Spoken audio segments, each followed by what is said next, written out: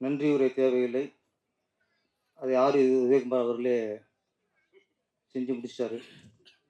எல்லாரும் நன்றி சொல்லிட்டாரு. அதில் இந்த குழு வந்து அந்த பகுதியை விட்டுருக்கு அப்படியே.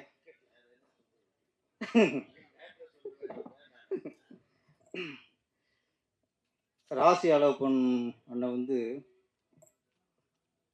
உலகநாயகன் கமலஹாசன் அவரோட மனசாட்சி. இந்த தமிழ்நாட்டில் சூரியன் பவர் அப்படிங்கிறதுக்கு சொல்லிட்டாரு. தமிழ்நாடு சூரியன் பவர் அப்படி, சூரியன் பவர் அப்படி. ஏன்னா கமலஹாசன் மனசாட்சி அப்படிதான் பேசும்.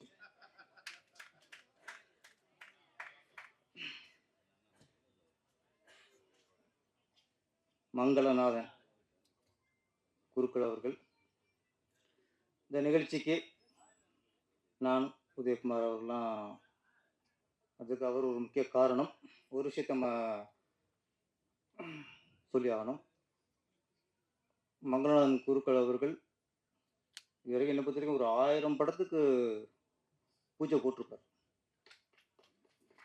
ஒவ்வொரு பட பூஜையிலையும் அந்த படம் வெற்றி அடைய வேண்டும், அந்த பட இயக்குனர் வெற்றி அடைய வேண்டும், அந்த படம் குடிசிற்கு லாபம் வர வேண்டும் என்று அத்தனை படங்களுக்கும் மனப்பூர்வமாக சாமியை வேண்டி பூஜை பெறுவார்.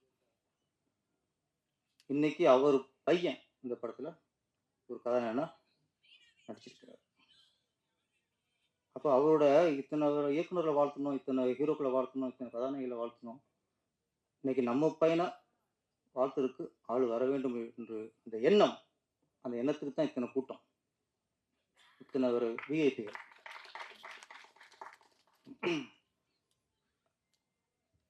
அவரோட பையன் ஸ்ரீஹரி அவர் வந்து அறிமுகப்படுத்தி சில வார்த்தை பேசணும்னு சொன்னார். அவர் பேசுனது மழலை. ஓகே, மழலை.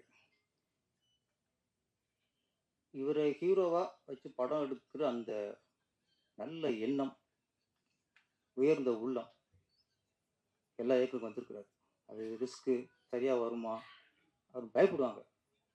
ஆனால் ஒரு நல்ல எண்ணம் உள்ளனால தான் ஏஎல் ராஜா அவர் வந்து அவரை கதாநாயகனாக ஆக்கியிருக்காரு. அவருக்கு பேச்சு வரணுங்கிறதுலாம் அவசியம் இல்லை, நம்ம பேசணும் அவசியம் இல்லை, மக்கள் நம்மளை பற்றி பேசணும். ஆனால் ஸ்ரீஹரி அவர்கள் அவர் பேசுகிறார் இல்லையோ, மக்கள் அவரை பற்றி பேசணும். அந்த காலம் வரும், அதுக்கான வெற்றி அந்த படம் தரும். 80ல் சுதா சந்திரன் அப்படி ஒரு கதாநாயகி கேள்விப்பட்டிருப்பீங்க. அவங்க ஒரு விபத்தில் ஒரு கால் போயிடுச்சு, கால் இல்லை போயிடுச்சு. அவங்க அதுக்கப்புறம் கட்டக்கால் வச்சு வாழ்ந்தாங்க. ஆமாம், அவரோட முதல் படம் மயூரி. ஒரு கால் இல்லை, ஆனால் அந்த படத்தில் அவங்க பரதநாட்டிய கேரக்டர், பரதநாட்டியக்காரே நடிப்பாங்க. அப்போ ஒரு கால் இல்லாத ஒரு கதாநாயகியை பரதநாட்டியம் ஆட வச்சு ஒரு இயக்குனர் இயக்கியிருக்காருன்னா எவ்வளவு கட்சி, எவ்வளவு துணிச்சல், எவ்வளவு நம்பிக்கை. அந்த நம்பிக்கை ஏஎல் ராஜாவுக்கு இருக்கு. நான் சரி, இங்கே வந்து ஊனம் வருஷம், ஊனம்ங்கிறது எவனுக்கு மனசு சரியில்லையோ, எவனுக்கு மனசுல குறைபாடு இருக்கோ அவன் தான் ஊனமான மனிதன். மனசுல நல்ல மனசு உள்ளவன், எந்த கால் இருக்கோ கையில் இருக்கோ நல்ல மனசு இருந்தால் அவன் நிறைவான மனிதன். இவ்வளவுதான். இதை பொறுத்த வரைக்கும் ஏஎல் ராஜோட குறித்து நான் பாராட்டேன். அப்புறம் இந்த படத்தில் ராசியால் சொன்னார், திராவிட சித்தாந்தம் கிட்ட இருக்கு, அதனால இந்த பாட்டெல்லாம் ஜாதி பாட்டெல்லாம் போட்டிருக்காரு அப்படின்னா. அவர் திராவிட சித்தாந்தம் இல்லை, மனித சித்தாந்தம் இருக்கு. திராவிட சித்தாந்தம் இருந்தால் ஒரு குருக்களோட பையனெல்லாம் ஹீரோ ஆக்க மாட்டார். ஒரு குருக்களோட ஒரு குருக்களோட பையனை ஹீரோ ஆக்கியிருக்காருன்னா அது மனித சித்தாந்தம், அது நம்பிக்கை சித்தாந்தம், அது சமூக தர்மம், அது சமூக நீதி. இதுக்கும் மற்றதுக்கும் சம்மந்தம் இல்லை. வாழ்த்துக்கள். ஆர். உதயகுமார் அவர்கள் வந்து கரெக்டாக ஏஎல் ராஜா பாராட்டினார். படங்கள்ல வந்து நம்ம சமூக அக்கறை காட்டணும். படங்களை வந்து சமூக நீதியை சொல்லணும். நம்ம திரைப்படங்கள் வாயிலாக சம தர்மத்தை சொல்லணும். நல்ல விஷயங்களை மக்களுக்கு சொல்லணும். அவன்தான் உண்மையான கலைஞன். சமூகத்து மீது அக்கறை உள்ள கலைஞன். படம் ஓடினா போதும், இப்படி ஒரு பண்ணி எடுத்து போயிட்டு ஒரு பாட்டு கிட்டு வச்சு படம் ஹிட்டான போதும், வசூல் வந்தா போதும்னா அது வந்து கலைஞன், அது வியாபாரி. நல்ல கலைஞன்னா நல்ல விஷயங்கள் சொல்லணும். ஆனா அந்த ஜாதி கேட்கிறான் ஜாதி கேட்கிறான் பாடல் ஒவ்வொரு வரிகளும் சூப்பர். அது ஒரு வரி, மனுஷனை மதிக்கணும், ஜாதியை தூக்கி போட்டு மிதிக்கணும். ஒரு எளிமையான வரி. ஆனா ஜாதியை தூக்கி போட்டு மிதிக்கணுங்கிறதுல அந்த ஒரு அழுத்தம், அந்த ஒரு கோபம் எல்லாம் இந்த வரிகள் இருந்துச்சு. இன்னைக்கு ஜாதி ஜாதி ஜாதியை ஒழிக்கிறதுக்கு ஒரு ஐடியா சொல்லுங்கன்னா ஒரு அறிக்கை கொண்டு வராங்க. ஜாதி ஒழிக்கிறது, இந்து மதி அழிக்கிறது. ஜாதியில் படத்துக்கு நம்ம தான். இன்னொரு படத்துல பெரியார்லாம் கட்டினார், நல்ல விஷயம். கலைஞரை கட்டினாரு, எம்ஜிஆரை கட்டினாரு. ஆனால் ஒரு பெரியாரோட தாக்கம் அப்படி இருக்குங்கிறது புரிஞ்சுக்க முடியாது. நம்ம நாட்டில் என்ன பண்றோம், பெரியார் மாதிரி ஒரு சமூக சீர்திருத்த ஆள் இல்லை. சமூக சீர்திருத்தம், ஒரு பகுத்தறிவாளன், மூட நம்பிக்கை எதிரானவர் பெரியார். ஆனால் இன்னைக்கு காலம் இன்னைக்கு என்ன சொல்றோம், பெரியார் வந்து எல்லாத்தையும் தூக்கிட்டு அவர் நாத்திகன் ஆகிட்டான். இப்போ சாமி இல்லைன்னு சொல்றாரு, அவ்வளோதான். பெரியார்னா அவர் சாமி இல்லைன்னு சொல்றவர், கடவுளை கும்புற முட்டாள்னு சொல்றவர், அவர் இந்து மதத்துக்கு எதிரானவர். எது உங்க சுயநலத்துக்கு, உங்க கொள்கைக்கும், உங்க கோட்பாட்டுக்கும் ஏன் பெரியார் இங்க அடக்கிட்டாங்க? பெரியார் ஒரு சமூகத்துல மிகச்சிறந்த ஒரு சீர்திருத்தவாதி, பெண்ணடிமைக்கு எதிரானவர், ஜாதி வேணாம் வேணாம்னு சொன்னவர், ஜாதியை டோட்டலா அடிக்கணும் குரல் கொடுத்தவர், அதுக்காக வாழ்ந்தவர். ஒரே ஒரு கேள்விதான், பெரியார் இருக்கும்போது ஜாதி இருந்தது, ஜாதி அமைப்பு இருந்ததா? பெரியார் இருக்கும்போது ஜாதி இருந்தது, ஜாதி சங்கம் இருந்ததா? பெரியார் இருக்கும்போது ஜாதி இருந்தது, ஜாதி கட்சி இருந்ததா? பெரியார் இருக்கும்போது ஜாதி இருந்தது, ஜாதிக்கு ஒரு தலைவன் இருந்தானா? அப்ப பெரியார் ஜாதியை ஒழிச்சிட்டாரு சொல்லிட்டு நீங்க ஜாதி வளர்த்துட்டீங்க. ஜாதி அமைப்பு ஒரு பக்கம், ஜாதி சங்கம் ஒரு பக்கம், ஜாதி கட்சி ஒரு பக்கம், ஒரு ஜாதிக்கு ஒரு தலைவர் ஒரு பக்கம். ஜாதி இல்லைன்னு சொன்ன பெரியார வந்து ஒவ்வொரு ஜாதிக்காரனும் தான் அரசியல் லாபத்துக்காக போஸ்டர் போட்டாலே அது பெரியார் பண்ற துரோகம். தயவு செய்து பெரியார உங்க ஜாதிக்கு, உங்க கோட்பாடுக்கு அடக்காதீங்க. அவர் பறந்து விரிந்த பகுத்தறிவாளன். அவர் நாத்திகன். பெரியார் நாத்திகன், பெரியார் சாமியில. அவர் மூட நம்பிக்கைக்கு எதிரானவர் இருக்காரு தவிர அவர் பக்திக்கு எதிரானவர் அல்ல. மூட நம்பிக்கை வேற, பக்தி வேற.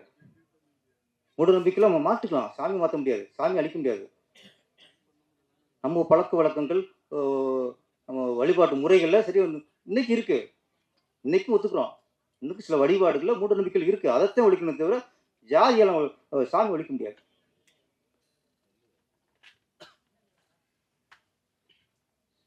ஜாதி நம்ம மாணவர்களுக்கு ஜாதி இருக்கக்கூடாதுன்னு சொல்லிட்டு வரோம். இப்போ திடீர்னு நீதிபதி சந்துரு அவர்களா ஸ்கூல்ல ஆசிரியர் ஜாதி பார்த்து கொடுக்குறார். மாணவர்களுக்கே ஜாதி வேணாங்கிறான், நீ ஜாதி பார்த்து ஆசிரியர்ல அந்த அந்த அந்தந்த பகுதியில் ஜாதி பார்த்து ஆசிரியர்ல போடுனா என்னங்க? அப்ப நீங்க ஒன்று பண்ணுங்க, ஆசிரியர்கள்ட்டையும் சேரும்போது அவரும் ஜாதி சான்று வாங்குங்க, நாடு நாசமா போகும். மாணவர்கள்ட்ட ஜாதி சான்று வாங்குறதே கேடு. ஓகே, அது சில விஷயங்களுக்காக வாங்குறாங்க. இப்போ ஒரே ஒரு சின்ன வேண்டுகோள் தான், ஒவ்வொரு ஸ்கூல்லையும் யார் எந்த பசங்க சேர்ந்தாலும், எந்த மாணவர்கள் சேர்ந்தாலும் அந்த விண்ணப்பத்தில் ஜாதி அப்படிங்கிற ஒரு இடம் இருக்கு, மதம் அப்படிங்கிறது இருக்கு. பொதுவாக விண்ணப்பம், பேர், அப்பா, முகவரி, எந்த நாடு, மதம், ஜாதி எல்லாம் வரும். ஜாதியை தூக்குங்கிறேன், ஜாதி சென்ற ஜாதி தூக்குங்க. யாருக்கு ஜாதி தேவைப்படுதோ, யாருக்கு ஜாதியை விட்டு சலுகைகள் தேவைப்படுதோ அவர்கள் மட்டும் தனிப்பட்ட முறையில் ஜாதி சான்றிதழ் கொடுத்து நீங்க சலுகை வாங்கிக்கிறீங்க. முடிச்சல. நான் எனக்கு என் பிள்ளைங்க எனக்கு ஜாதி தேவைன்னா நான் விண்ணப்பத்தில் பூத் பண்ண மாட்டேன். அப்போ எவன் ஜாதி ஒழிக்க நினைக்கிறானோ அவனுக்கு அதில் அந்த ஜாதி சான்றிதழில் அந்த விண்ணப்பத்தில் ஜாதி பெற நிரப்பாதீங்க. யாருக்கு ஜாதி இப்போ ஜாதி அடிப்படையில் சலுகைகள் பெறுகிறது குற்றம் இல்லை, அது ஒரு இது இல்லை. பொருளாதார ரீதியாக பிரிந்து நிறைய பேர் இருக்காங்க. அப்போது யாருக்கு தேவையோ அவங்க தனியாக ஜாதி சான்று கொடுத்து அந்த சலுகையை பெற்றுக்கொள்ளட்டும். இலவச புக்கா பெற்றுக்கொள்ளட்டும், இலவச சீருடையா பெற்றுக்கொள்ளட்டும், தப்பே இல்லை. எல்லாத்தையும் ஜாதி கேட்காதீங்க. யாருக்கு ஜாதியோ அவங்க ஜாதி ஃபில்லப் பண்ணிக்கட்டும். ஜாதி கொஞ்சம் குறையிறதுக்கு ஒரு வழியாக இருக்கும்.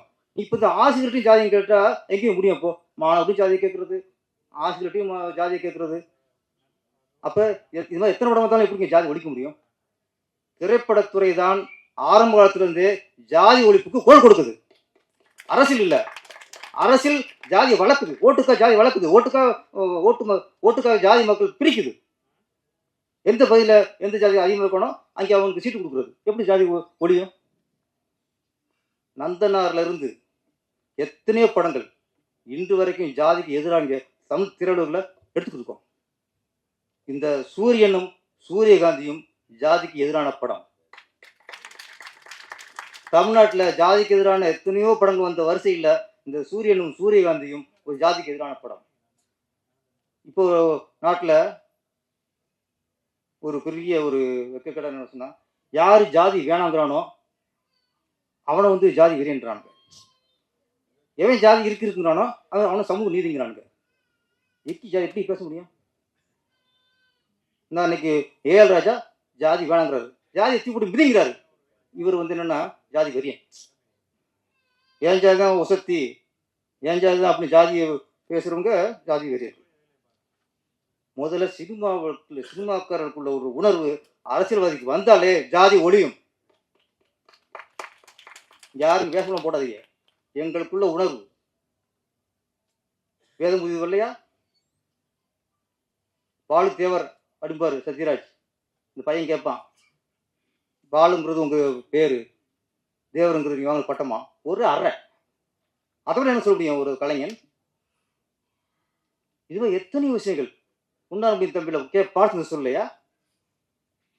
ஜெமினி கணேசன் வந்து ஒரு கர்நாடக பாடகர். அவர் ஒரு சமூகத்தை, அதாவது பிராமண சமூகத்தை சேர்ந்தவர். அவர் பையன் கமலஹாசன் எங்கேயோ சேர்வார், தாழ்த்தப்பட்ட மக்களோட போய் சேர்ந்துருவார். இதனாலேயே அப்பன் வெளியே போட்டுருவாங்க. கருத்து எல்லாருமே சொல்லி பாரதியார் சொல்லியிருக்காரு, வாழ்த்து சொல்லியிருக்காரு. கே பாக்கியராஜ் அவர்கள் எத்தனையோ அவர் வந்து முந்தான முடிச்சு தோல் முடிச்சு எத்தனையோ படங்கள் குடும்ப பங்கன கதை எடுத்திருக்காரு. ஆனா இது நம்மால் இன்னொரு படங்க, ஒரு முடிவெற்ற பையன், அது பாக்கியராஜ், ஒரு பிராமண பொண்ணை காதலிப்பார். கடைசியா அந்த பிராமண பொண்ணோட அப்பாவே ஜாதி தூக்கி போடுவாங்க. அதாங்க சமூக நீதி. அது ஜாதி தூக்கி போடுறது. இப்படி எத்தனை படங்கள் ஜாதிக்கு எதிராக ஜாதி தூக்கி போடுற படம் எத்தனை வந்திருக்கு. போய் சொல்றது சினிமாக்காரனுக்கு உள்ள அந்த ஜாதி வெறுப்பு, ஜாதி ஒழிக்கணுங்கிற நினைப்பு ஒவ்வொரு அரசியல்வாதிக்கும் வந்தாலே ஜாதி ஒளியும் ஒளியும் ஒளியும். இந்த சூரியனும் சூரியகாந்தியும் திரைப்படம் மிகப்பெரிய வெற்றி அடைய வேண்டும். இயக்குனர் பெரிய ஒரு வெற்றிப்பட இயக்குனராக உருவாக வேண்டும். இது நடித்த விக்ரம் கதாநாயகன், ஸ்ரீஹரி, அப்புக்குட்டி, நம்ம டைரக்டர் ரவி பிரியன், அனைவரும் நடிகரும் சரி டெக்னீஷியனும் சரி இந்த படத்தின் பிறகு வெற்றிப்பட நடிகர்களாக, வெற்றிப்பட தொழில்நுட்ப கலைஞராக வளர வேண்டும். வாழ்த்து, நன்றி, வணக்கம். நிகழ்ச்சியில் அடுத்து நாம் பேச அழைக்கிறோம். சிட்டிசன் தொடங்கி மகாராஜா வரை இவர் எடுத்த படங்களை விட நடித்த படங்கள் அதிகம். சூரியனும் சூரியகாந்தியும் படக்குழுவை வாழ்த்த வந்திருக்கும் நடிகர் இயக்குனர் சரவண சுப்பையா அவர்களை பேச அழைக்கிறோம்.